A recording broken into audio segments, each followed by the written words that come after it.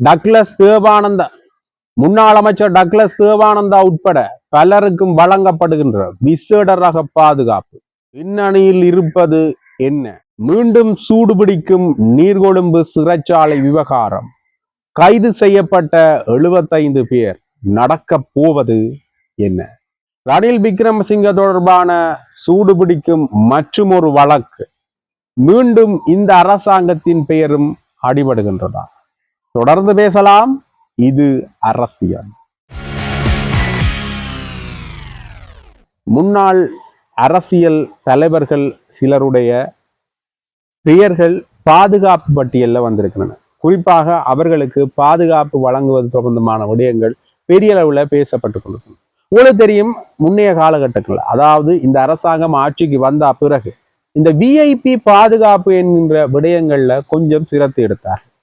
ஏனென்றால் இவர்கள் ஒரு பொருளாதார விளிம்பு நிலையில இருக்கின்ற நாட்டை தான் கையில் எடுத்தார்கள் என்ற அடிப்படையில சில இக்கட்டான சூழ்நிலைகளை நாட்டில் பொறுப்பேற்றார்கள் என்ற அடிப்படையில அவர்கள் இந்த நிதி சம்பந்தமான விடயங்களை கொஞ்சம் மேலேற்ற வேண்டிய பொறுப்பு அவர்களிடம் இருக்கிறது.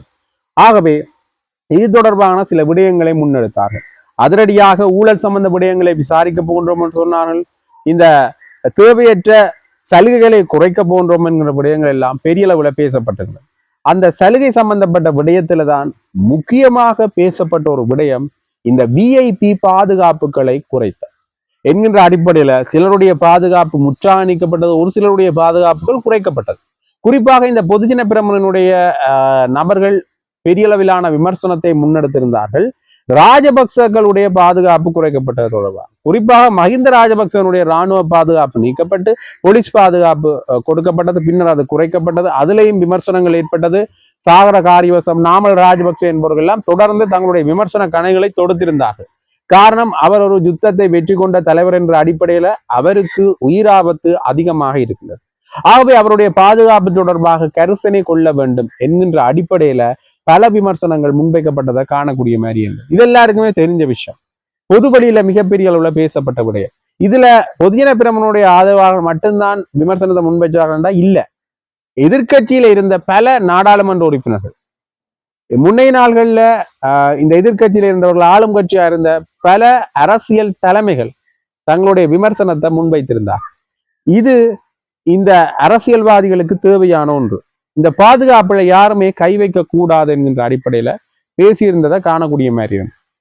அது தொடர்பான விடயங்களின் அடிப்படையில மீண்டும் ஒரு சில அரசியல் தலைமைகளுக்கும் ஒரு சில அரசு அதிகாரிகளுக்கும் முன்னாள் அதிகாரிகளுக்கும் பாதுகாப்பு வழங்கப்பட்டது.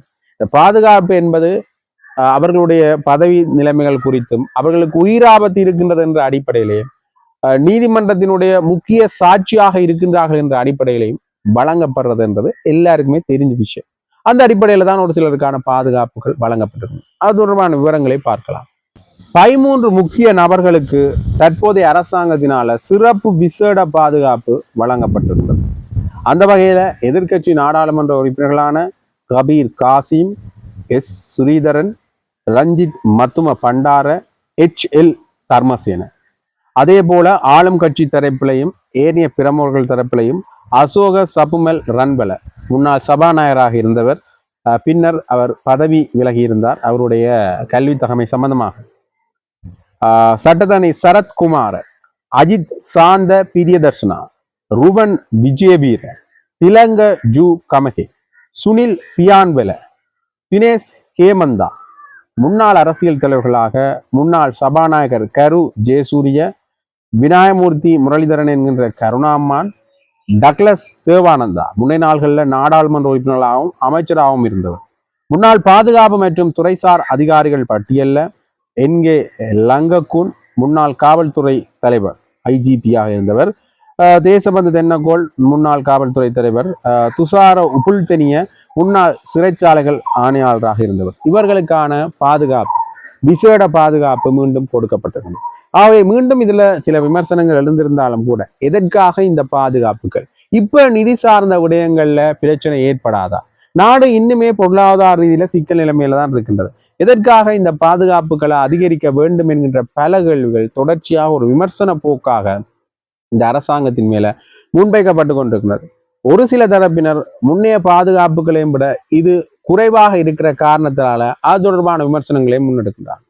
அது மட்டுமில்லாமல் இந்த பொதுஜன பிரமனுடைய பாதுகாப்புகள் தொடர்பாக எந்த ஒரு மாற்றம் செய்ய சம்பந்தமாகவும் அவர்கள் சார்பில் விமர்சனம் முன்வைக்கப்படும். இது மட்டுமில்லாமல் இந்த பொதுஜன பிரமனுடைய ஆதரவாளர்கள் தொடர்ந்தும் இந்த குற்றச்சாட்டுகள் வழக்கல் சம்பந்தமான விடயங்கள்ல ராஜபக்ச குழாமினர் தொடர்படுத்தப்படுகின்றார்கள் என்ற விமர்சனமும் பெரிய அளவில் முன்வைக்கப்படுறதை காணக்கூடிய மாதிரி இருந்தது. ஆகவே இந்த விடயம் தொடர்பாக இரு சாதகமான பாதகமான இரு விமர்சனங்களும் வந்து கொண்டிருக்கிறத காணக்கூடிய மாதிரி இருந்தது. மீண்டும் இந்த சிறைச்சாலைகள் விடயம் சூடுபிடித்திருக்கின்றது. குறிப்பாக 75 பேர் கைது செய்யப்பட்டிருக்கிறார். இந்த சிறை அதிகாரிகள் சம்பந்தப்பட்ட விடயத்துல அவர்கள் கொடூரமான முறையில கொலை செய்யப்பட்டிருக்கின்றார்கள் என்ற அடிப்படையில 75 பேர் கைது செய்யப்பட்டிருக்கிறார். நேற்றைய தினம் இது தொடர்பான விசாரணைகள் நடைபெறுகின்ற பொழுது கூறிய ஆயுதங்கள் கைப்பற்றப்பட்டிருந்தன. இப்பொழுது 75 பேர் கைது செய்யப்பட்டிருக்கின்றனர்.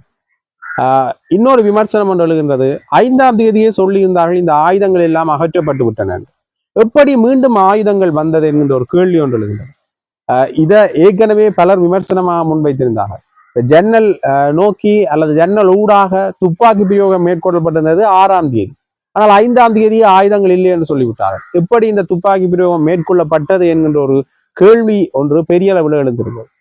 இது இவ்வாறு இருக்க இந்த கைதிகள் சம்பந்தமான விடயத்திலையும் விசாரணைகள் முன்னெடுக்கப்பட வேண்டும். அரசு அதிகாரிகளுக்கு நடந்த இந்த துயரம் என்பது உண்மையிலேயே கவலைக்குரிய விடயம்தான். ஆனால் இதுல அரசு அதிகாரிகளும் இந்த மோதல்ல சம்பந்தப்பட்டிருக்கிறார் என்ற விமர்சனம் ஒரு குற்றச்சாட்டு முன்வைக்கப்படுற இந்த நேரத்துல குறிப்பாக அரசு அதிகாரிகள் சிலர் கைதிகளோட முரண்பட்டிருந்தார்கள். இந்த நீர் விநியோகம் நிப்பாட்டப்பட்டிருந்தது. அதற்கு பிறகு 1 மாத காலத்துக்கு இந்த உறவினர்களை சந்திக்க முடியாது என்கின்ற ஒரு எச்சரிக்கையை விட்டிருந்தார்கள் சிறை அதிகாரிகள். அதால தான் இந்த மோதல் மூண்டது, கைதிகள் ஆக்ரோஷம் அடைந்தார்கள் என்கின்ற விடயம் எல்லாம் பெரிய அளவில் பேசப்பட்டு கொண்டிருக்கிறது. ஆகவே இந்த விடயங்கள் ஒரு பக்கம் பேசப்பட்டு கொண்டிருக்கிற இந்த சூழ்நிலையில இது தொடர்பான விசாரணைகள் சிறை அதிகாரிகள் மேலேயும் முன்னெடுக்கப்பட வேண்டும் என்ற கேள்வி இருக்கின்றது. அது மட்டும் இல்லாமல் தன்னிச்சையாகவா இந்த சிறை அதிகாரி துப்பாக்கி பிரயோகத்தை மேற்கொண்டிருந்தார் அல்லது அரசாங்கத்தினால இது தொடர்பான அனுமதி வழங்கப்பட்டதா? அனுமதி வழங்கப்படாமல் தன்னிச்சையாக சிறை அதிகாரி துப்பாக்கி பிரயோகத்தை மேற்கொண்டிருந்தார் என்றால் அது தவறானது என்கின்ற அடிப்படையில் பேசப்படுகிறது. குறிப்பாக கர்ஷன நாணயக்கார் அவர்கள் இந்த சிறை அதிகாரிகள் சம்பந்தப்பட்ட விடயத்தில் அவர்களுடைய உடல் இறுதியஞ்சலிக்காக வைக்கப்பட்டிருந்த பொழுது அவர்களை பார்வையிட வருகின்ற பொழுது ஒரு முக்கியமான விடயம் பேசப்பட்டிருந்தது. என்ன விடயம் என்று பார்த்தீர்களா இருந்தால் இந்த சிறை அதிகாரிகள் சம்பந்தப்பட்ட விடயத்துல குறிப்பாக அவர் துப்பாக்கி பிரயோகத்தை மேற்கொண்ட சிறை அதிகாரி மேல சட்ட நடவடிக்கை எடுக்க வேண்டாம் என்கின்ற விதத்துல ஒரு கோரிக்கை ஒன்று முன்வைக்கப்பட்டது. அதுல இருந்தே தெரிகின்றது ஏதோ ஒரு வகையில இங்க சட்ட சிக்கல் நிலைமை ஏற்பட்டிருக்க வாய்ப்புகள் இருக்குங்க. அவர்கள் சொன்ன அடிப்படையில இந்த துப்பாக்கி பிரயோகத்தை மேற்கொண்டிருந்தால் சில விடயங்களை தடுத்திருக்க முடியாது, சில கைதிகள் தப்பி சென்றிருப்பார்கள், இதை ஒரு கட்டுக்குள்ள கொண்டு வந்திருக்க முடியாதுன்னு சொல்லியிருந்தாங்க. ஒரு சிலர் இது மேல குற்றச்சாட்டு முன்வைக்கிறார்கள். இந்த சட்ட சிக்கல் இருக்கிறதால தான் அவர்கள் இந்த கோரிக்கையை முன்வைத்தார்கள். ஆகவே இருதரப்பட்ட விமர்சனங்களும் முன்வைக்கப்படுகின்றது. இன்னொரு வகையில கண்ணீர் புகை அடித்தார்கள் சொல்றார்கள், ரப்பர் தோட்டாக்கள் பயன்படுத்தப்படுகின்ற சொல்றார்கள். ஆனால் எதுவுமே பயன்படுத்தப்படும், எல்லாமே ஒரிஜினல் தோட்டாக்கள், துப்பாக்கி தோட்டாக்கள் தான் பயன்படுத்தப்பட்டன என்ற விமர்சனம் முன்னெடுக்கப்படுகின்றது. ஆக கைதிகள் சார்ந்தும் விசாரணை முன்னெடுக்கப்படும். இருதரப்பு விசாரணைகளும் எந்த ஒரு சமரசமின்றி சமநிலையாக முன்னெடுக்கப்பட்டால் தான் அது ஒரு சரியான விசாரணையாக இருக்கும். அது மட்டும் இல்லாமல் நீதியமைச்சர் சம்பந்தமான விமர்சனங்கள் முன்வைக்கப்படுகின்றன. நீதியமைச்சர் மற்றும் அரசு தரப்புல சொல்லியிருந்தார்கள், நீங்க நம்பிக்கையில்லா பிரேரணை கொண்டு வாங்கோ, கொண்டு வர விடுங்கோ, என்ன நடந்தாலும் எங்களை எதுவுமே செய்ய முடியாது என்கிற விடயத்தை சொல்லியிருந்தார். அதே மேலே நளின் பண்டார் அவர்கள், ஐக்கிய மக்கள் சக்தியினுடைய நாடாளுமன்ற உறுப்பினர் நளின் பண்டார் அவர்கள் சொல்லியிருந்தார், நீதியமைச்சரை வச்சோண்டு அப்படி விசாரணை செய்யலாம், அவர் பதவி விலகினாப்பதான் விசாரணை செய்யலாம் வேண்டாம், அவர் மேலேயும் குற்றச்சாட்டு இருக்கு, அவர் தலையிட்டு இதை தடுத்திருக்கணும், ஏன் தடுக்கையில் என்ற கேள்வி எழுகிறது.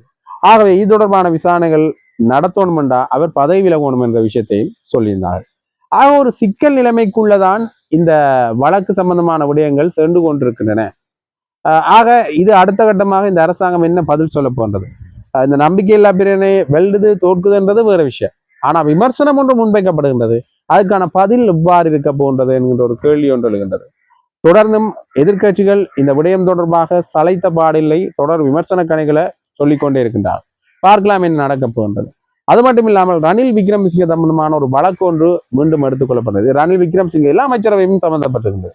அதாவது முன்னைய காலகட்டங்களில் சுற்றுலா பயணிகள் தொடர்பான விடயத்துல சுற்றுலா பயணிகளை உள்ளிருக்கிறது குறைஞ்சதுக்கு பிரதான காரணமாக ரணில் விக்ரமசிங்கனுடைய சில செயல்பாடுகள், குறிப்பாக இந்த விசா சம்பந்தப்பட்ட விடயத்துல வேற நிறுவனங்கள், தனியார் நிறுவனங்கள், ஏற்கனவே 2 நிறுவனங்கள் இருந்தது. அவை குறைந்த கட்டணத்துல விசாவை வசூலித்திருந்தன, கட்டணங்கள் வசூலிக்கப்பட்டது. ஆனால் மீண்டும் புதிய இந்த நிறுவனங்கள் கொண்டு வரப்பட்டதால அதிக கட்டணங்கள் வசூலிக்கப்பட்டதால அங்கு ஒரு சிக்கல் நிலைமை ஒன்று ஏற்பட்டிருந்தது என்கின்ற விடயம் பலரால விமர்சனமாக முன்வைக்கப்பட்டிருந்தது. இது தொடர்பாக எம்.ஏ. சுமந்திரன், ரபூக் ஹக்கீம் போன்றவர்கள் வழக்கு தொடர்ந்திருந்தார்கள் ஒரு குற்றச்சாட்டை முன்வைத்து. இந்த விடயம் எடுத்துக்கொள்ளப்பட்ட போது, நீதிமன்றத்தில் எடுத்துக்கொள்ளப்பட்டது போது, இந்த அமைச்சரவை, அதாவது தொடர் அமைச்சரவை சம்பந்தமான விடயத்துல இந்த அமைச்சரவையும் இதற்கான பதில் கூற வேண்டிய பொறுப்புல இருக்கின்றார்கள் என்ற அடிப்படையில பேசப்பட்டது. இது தொடர்பான விடயங்கள் ஒத்திவைக்கப்பட்டிருக்கிறது. தொடர்ந்து நீதிமன்ற நடவடிக்கைகள் நடைபெறுகின்ற பொழுது அது தொடர்பான விடயங்களை பார்க்கலாம். ஆக இந்த ரணில் விக்ரமசிங்கனுடைய வழக்கு பெரிய அளவில் பேசப்படுகிறது. ஒன்று இந்த சரியான நிதி போய் சேரையில், அது மட்டும் இல்லாமல் IMF-னுடைய சில நிபந்தனைகள் அடிப்படையில் இது நடைபெற்றிருக்கலாம், ஒரு இறுக்கம் இருந்திருக்கலாம். இருந்தாலும் கூட நிதி அரசாங்கத்துக்கு போய் சேரல என்றது பெரிய கேள்வியா இருக்கிறது. இது எப்படி இந்த வழக்கு சம்பந்தமான விடயங்கள் போகின்றன மற்றும் இந்த அரசாங்கத்தின் மேல முன்வைக்கிற விமர்சனங்களை அரசாங்கம் எவ்வாறு சமாளிக்க போகின்றது என்பதை தொடர்ந்து பார்க்கலாம்.